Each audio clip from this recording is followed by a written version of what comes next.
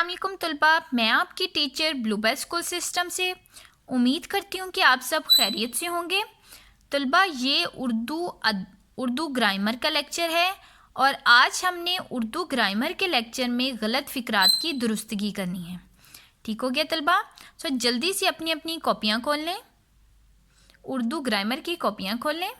दिन लिखो बेटा, आज दिन है बुध का, आप दिन लिखोगे और फिर उसके बाद तारीख़ लिखोगे 2 जून 2021 और यहाँ आप लिखोगे जमात का काम।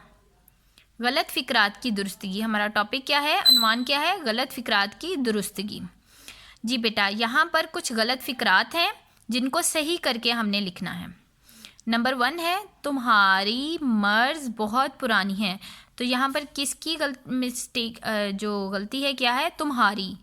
तो यहाँ हम क्या लिखेंगे, तुम्हारा मर्ज़ बहुत पुराना है।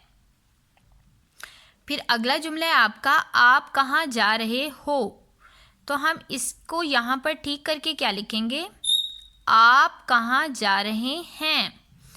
फिर नंबर 3 है आपका, ये मेरी कलम है। तो यहाँ पर क्या गलती है, मेरी की। तो मेरी की जगह आप क्या लिखोगे, मेरा। ये मेरा कलम है। फिर नंबर 4 है, आज की अखबार कहाँ है। आज का अखबार कहाँ है। ठीक है। फिर नंबर 5, किसी को गाली मत निकालो। तो यहाँ निकालो नहीं आएगा, दो। किसी को गाली मत दो। ठीक हो गया तलबा।